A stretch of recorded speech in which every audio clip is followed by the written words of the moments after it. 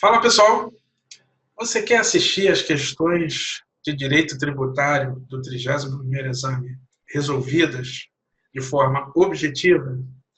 Então fica comigo.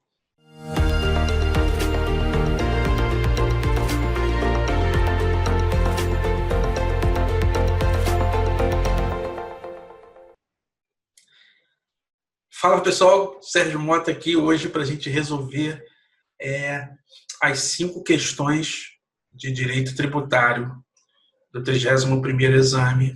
No nosso canal nós estamos resolvendo diversas questões, tá? Já resolvemos de ética, tributário e vamos colocar muito mais, porque resolver questões e assistir à resolução de questões de provas anteriores sempre nos agrega alguma coisa de forma objetiva para quem está se preparando para o exame. Se você quer assistir, fica comigo.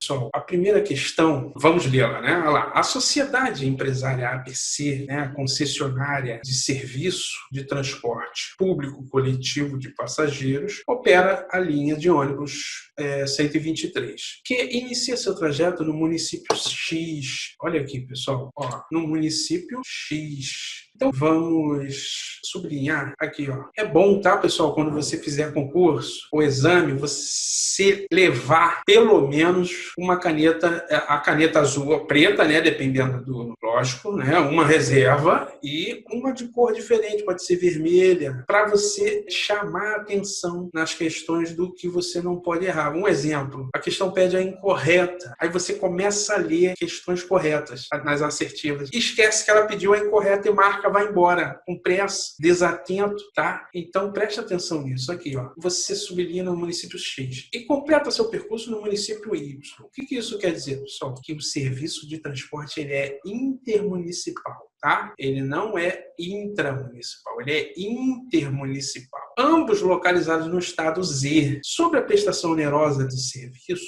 onerosa desse serviço de transporte, devem incidir. Ah lá, pessoal, para resolver essa questão, a questão fala de imposto sobre serviço, é um imposto de competência municipal, tá? E vamos trabalhar aqui, eu fiz um mapa mental para vocês enxergarem e ficar de tal maneira que fique bem mastigado. Olha só. Então aqui, na questão, a questão basicamente quer saber se você sabe as diferenças entre as competências, as diferentes competências entre estadual e municipal. Competências estas para quê? Para instituir tributo, tá, pessoal? Então, você teria que saber, para resolver essa questão, você teria que saber que o imposto sobre circulação de mercadorias e serviço de transporte interestadual e intermunicipal e de comunicação é de competência estadual. E o imposto sobre o serviço de transporte intramunicipal é de competência municipal, tá bom? Então, olha só, o artigo 155 da Constituição diz lá, compete aos estados e ao Distrito Federal instituir impostos sobre, inciso 2, operações relativas à circulação de mercadorias ao ICMS, né? E sobre prestações de serviço de transporte interestadual, ou seja, entre estados e entre municípios, e de comunicação, ainda que as operações e as prestações se iniciem no exterior. Então, como lá diz que começou no município X e terminou no município Y, você já sabe que é um imposto de competência estadual e não municipal. Mas eu trouxe aqui para você um embasamento legal no caso se fosse um imposto o municipal, que é o ISS, Imposto sobre Serviço de Qualquer Natureza. Compete aos municípios instituir, artigo 156 da Constituição, instituir impostos sobre serviço de qualquer natureza, não compreendidos lá no artigo 155, ou seja, não compreendidos na competência estadual, definidos em lei complementar. Ele ainda qualifica a forma de instituir esse tributo, tá? De definir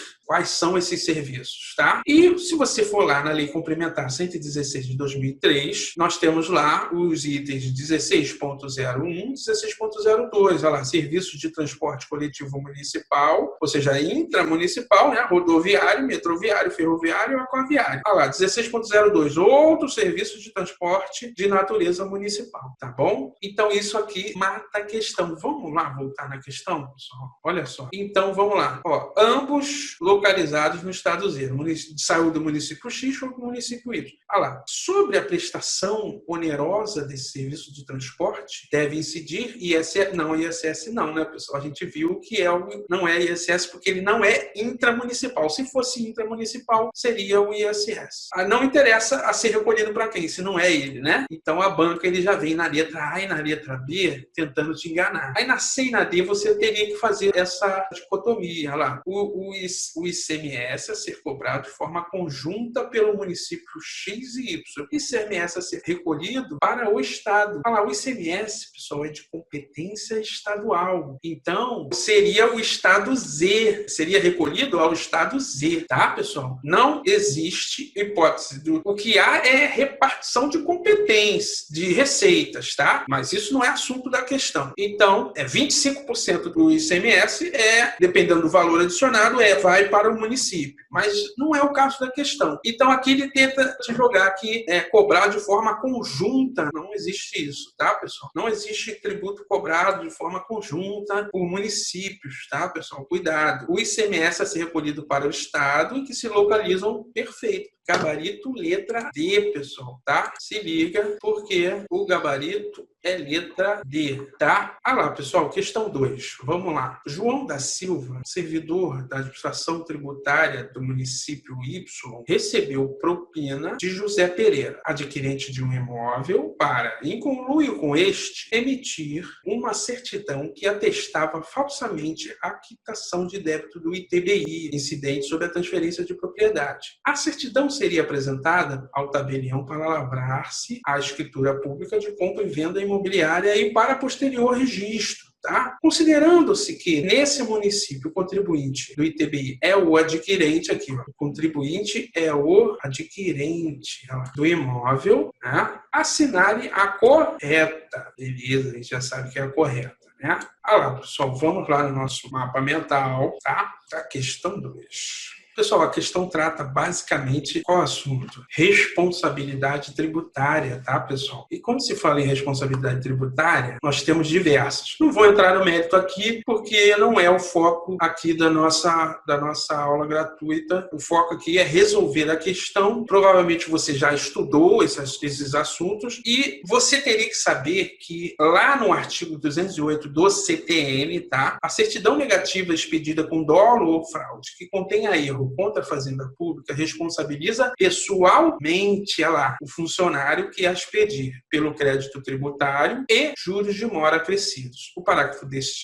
O disposto desse artigo não exclui a responsabilidade criminal e funcional no que couber. Então, pessoal, se um servidor expedir uma certidão negativa que com erro, expedida com dolo ou fraude, com erro contra a Fazenda, ele é pessoalmente responsável pelo crédito tributário mais juros de mora acrescidos, tá? Além disso, isso não prejudica as medidas penais e administrativas disciplinares do órgão. Tá? Então, isso que diz o artigo 208. Tá? A gente vai aqui para o 134 do CTN também, porque nos casos de impossibilidade de exigência do cumprimento de obrigação principal pelo contribuinte, respondem solidariamente, com o tabelião, pessoal, seria, nesse caso, responsável solidário. Você sabe que responsabilidade não comporta benefício de ordem, tá, pessoal? Então, aqui, onde diz solidário, o correto, tecnicamente, seria subsidiário, mas o texto original da lei traz solidário. Mas,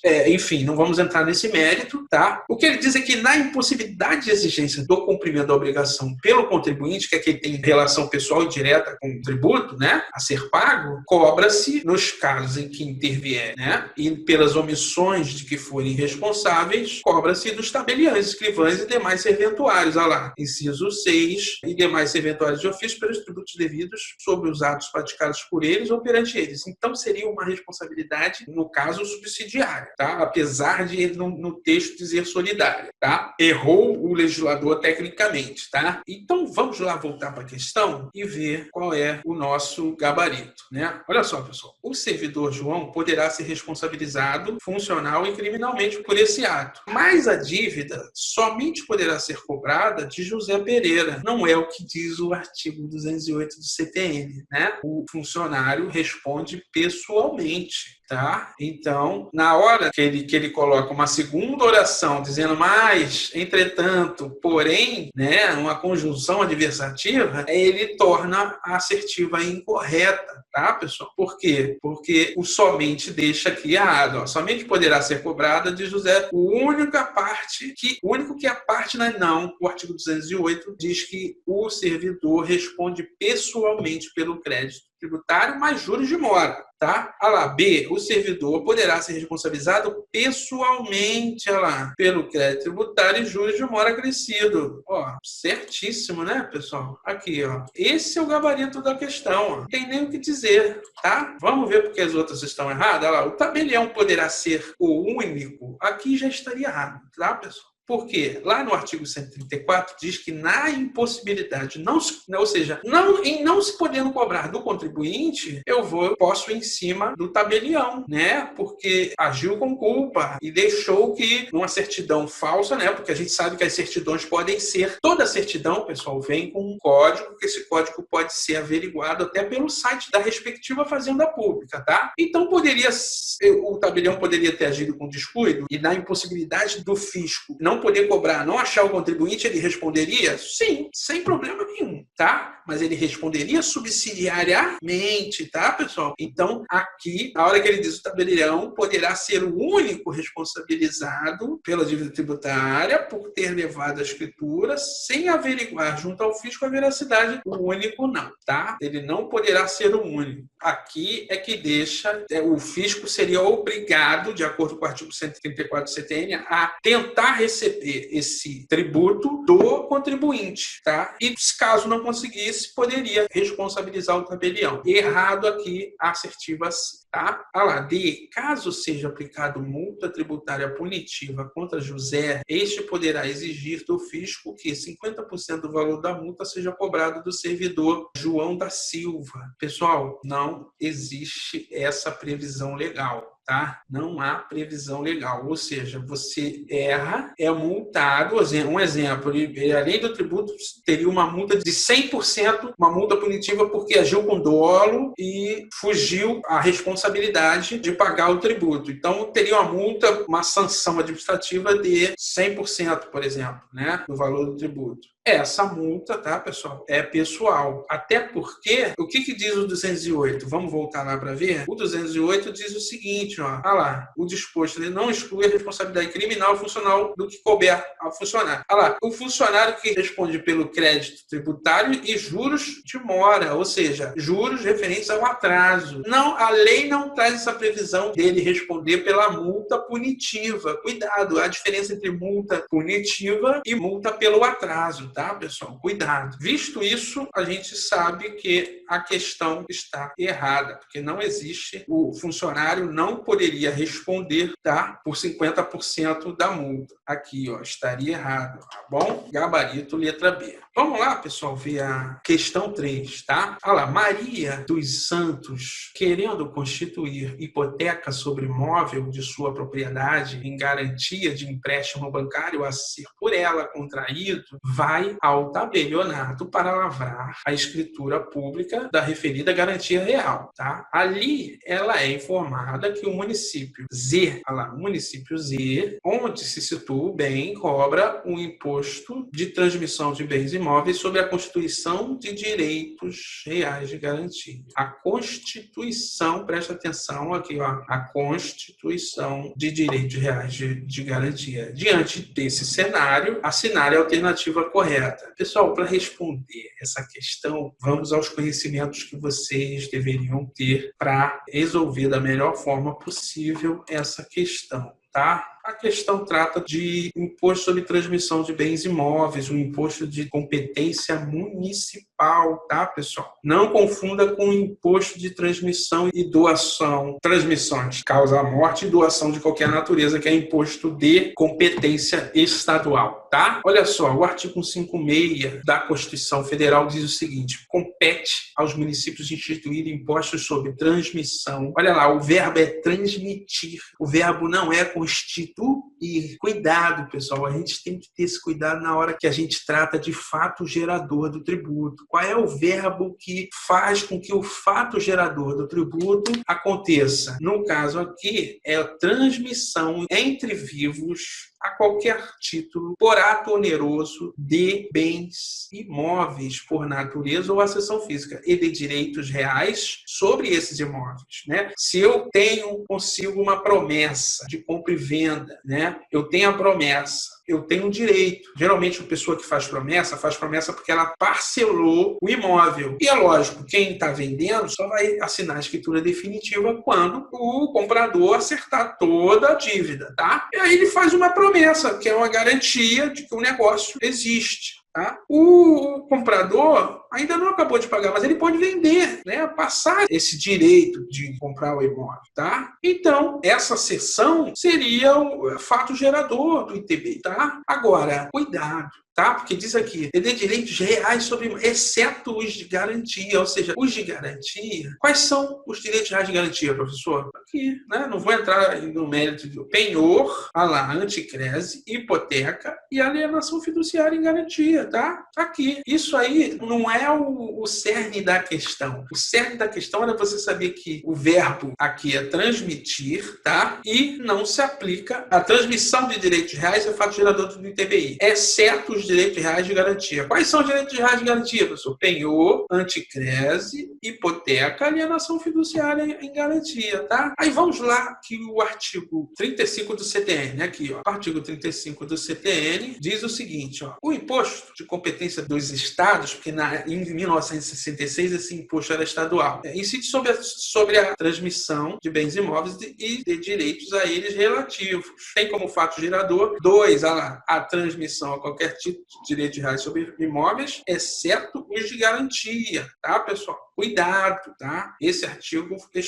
ele foi recepcionado em parte, porque hoje a competência é municipal. Porém, aqui está correto, lá. 2, a transmissão a qualquer tipo de direito reais sobre imóvel, exceto os de garantia, tá? Então, há uma imunidade sobre os direitos reais de garantia. Imunidade nada mais é do que uma não incidência constitucionalmente qualificada, tá? Lá, o artigo 42 do CTN diz que o contribuinte do imposto é qualquer das partes na operação tributada conforme dispuser a lei. Ou seja, a lei do ente pode escolher quem que ele quer que na relação jurídica tributária, quem vai ser o contribuinte, se é quem vende ou se é quem compra. A gente sabe que na maioria dos casos, né, são mais de 5 mil municípios, mas na maioria dos municípios, quem paga o imposto é quem é o comprador, tá, pessoal? Então, visto isso, nós vamos lá resolver a nossa questão. Olha lá. Ó, letra A, ele quer a correta, tá, pessoal? Até é possível tal cobrança, pois a constituição de direito real sobre bens imóveis por ato interview é uma das hipóteses de incidência. A Constituição não é. O que é? O que é hipótese do fato gerador do ITBI é a transmissão desse direito real, tá? Cuidado! Aqui já sabemos que o erro da questão está aqui, tá? Uma questão maldosa no sentido, né, tô falando no bom sentido, que é uma questão que pega você no detalhe, tá bom? Olha lá, B. O contribuinte do ITBI, nesse caso, não seria Maria José, mas sim a instituição bancária em favor de quem a garantia real será constituída, tá, pessoal? Não, né? Não, por quê? Porque a gente viu lá que no artigo primeiro que sobre direito real de garantia não incide ITBI, porque existe uma imunidade, tá? Então, aqui a gente já mata. Tá? Porém, poderia ser contribuinte do ITBI qualquer uma das partes, é o que diz o artigo 42 do CTN, tá? Então, aqui, ó, artigo 42, contribuinte do imposto do ITBI é qualquer das partes na operação tributada. Ou seja, quando a questão vem e fala que tem que ser um, não pode ser um e tem que ser outro, ela deixa a assertiva errada, tá, pessoal? Então, se liga que isso é importante, é um detalhe que você tem que saber. Então, nesse caso, olha lá, não seria Maria José. Por que não? Aonde está escrito que não? A gente teria que ler a lei, né, do município Z para saber, né? E ela não te deu essa informação. Então, aí você vai nas normas gerais, que é o CTN, e diz que pode ser qualquer uma das partes, aqui deixa a assertiva errada.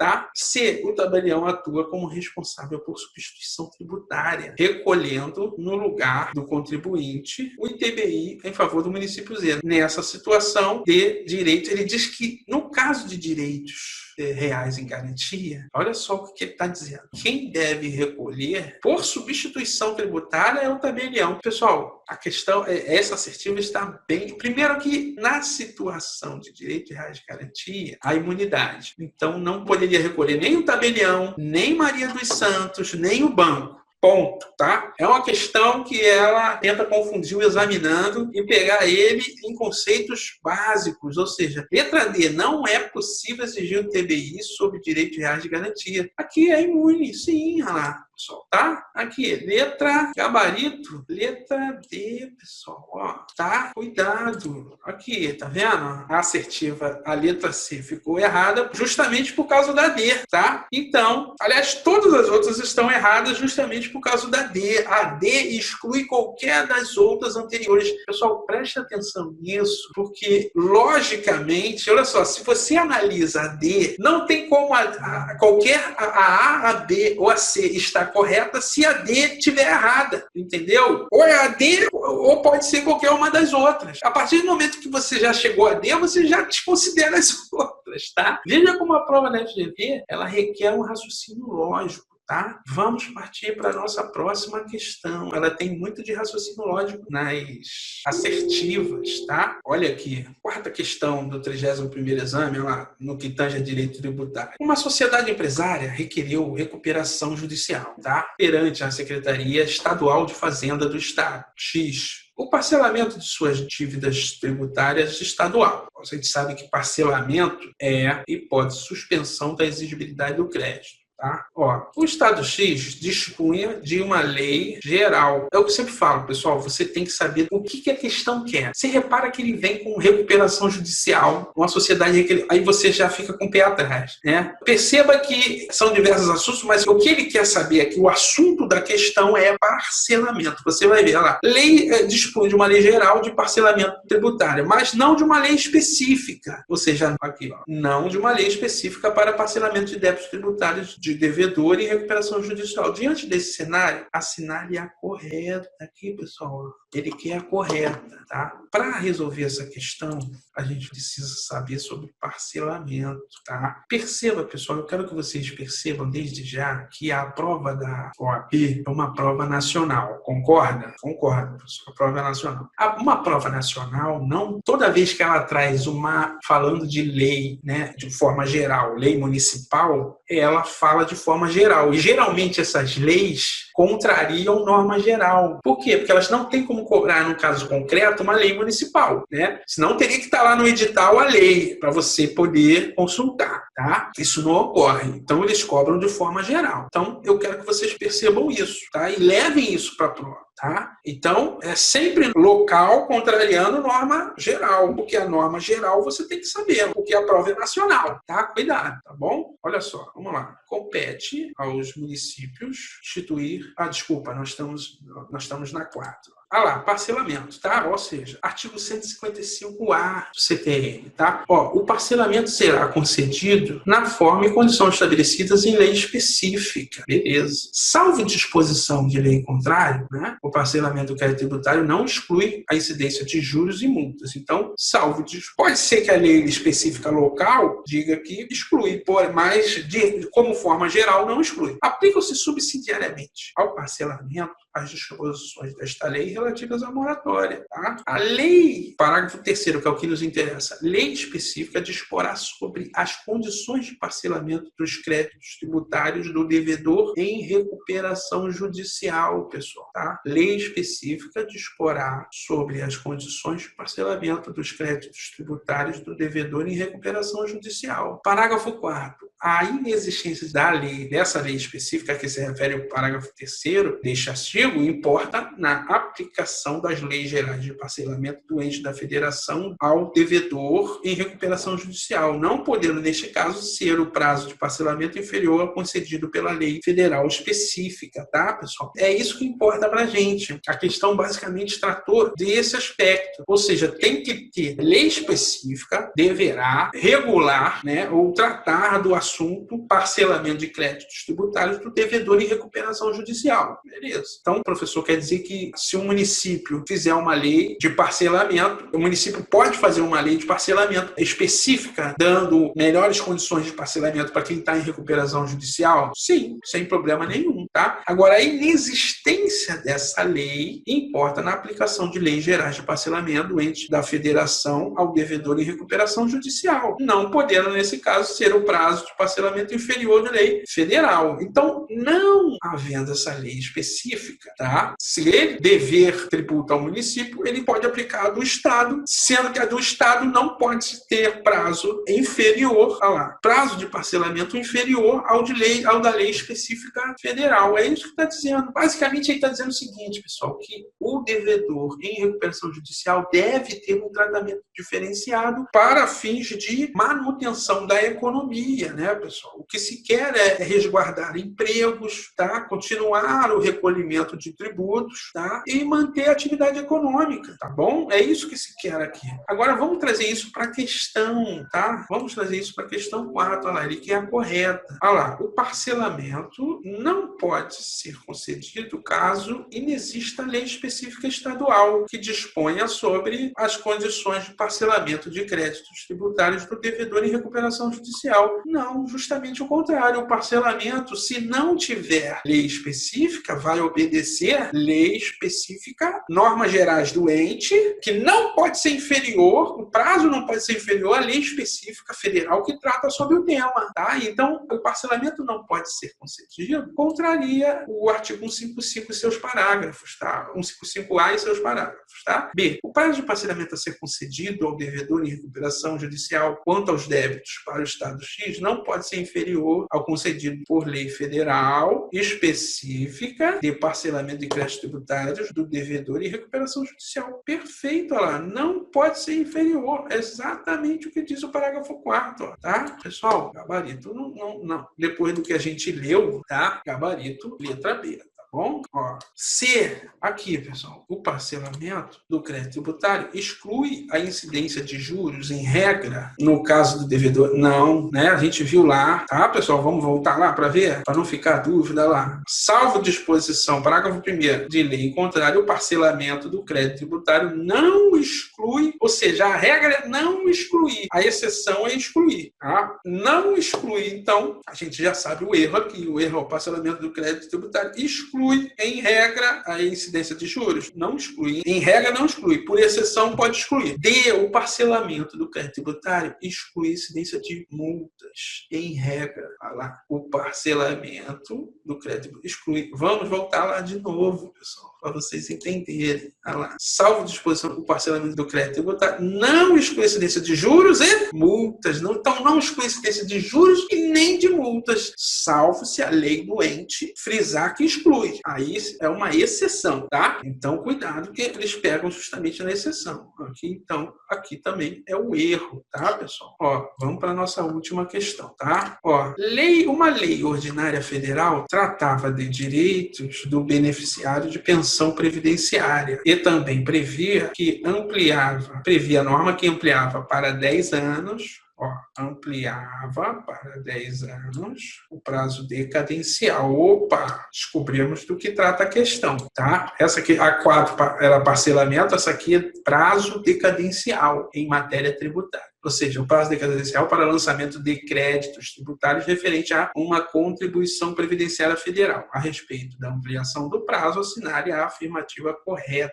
Tá? Pessoal, vamos descobrir o que nós precisaríamos saber para falar dessa questão. A questão fala de prazo decadencial, que é regulado sempre por lei complementar. Isso, professor, quem diz que determinado assunto deve ser tratado por lei complementar? Simples. Quem diz isso é a Constituição Federal, tá? É ela que diz que determinada matéria deve ser tratada por lei federal. Por quê? Porque é uma matéria geralmente que abrange um assunto geral, um assunto amplo, que pega diversas legislações, outras legislações, tá? Então, cuidado.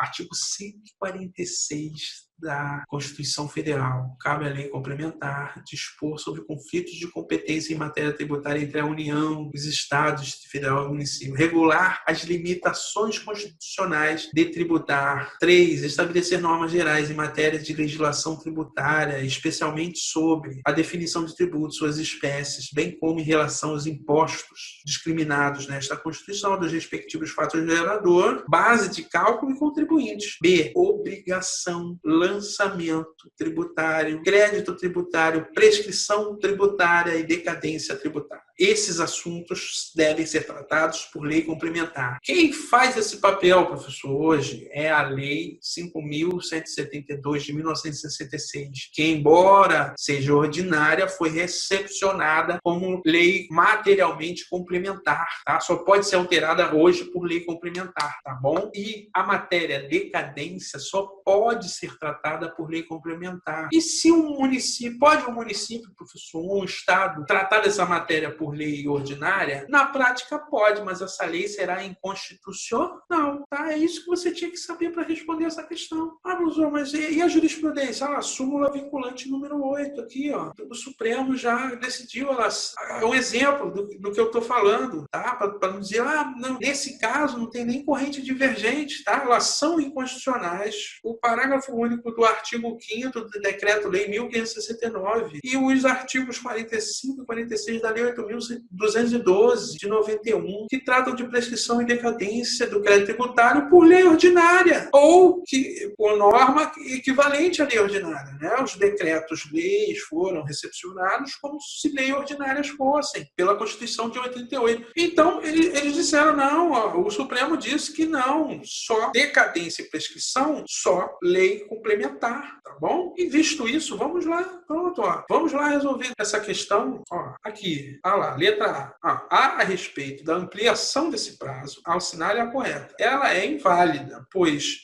em razão do caráter nacional das contribuições federais, somente poderia ser vinculada por resolução do Senado. Não, né, pessoal? Não, né? Resolução do Senado Federal não é isso. Não existe isso. Não tem isso na Constituição. Muito pelo contrário. Lei complementar, um quórum qualificado nas duas casas, tá? Cuidado, tá, pessoal? Um quórum qualificado, desculpa, na determinada casa, tá? Sendo uma casa a lançadora e a outra revisora, tá? De determinada lei. Bom, cuidado. Ó, B. É inválida, pois somente poderia ser vinculada por lei complementar. Tá aqui, pessoal. Ó, perfeito. Não tem nem o que discutir, concorda? Artigo 146, súmula vinculante número 8, Supremo, tá? Já pacificou essa matéria, tá? Cuidado. Gabarito, letra B, tá? 5, fala, é válida, pois, ou seja, já não é, né, pessoal? Ó, já não pode ser, porque válida ela não é,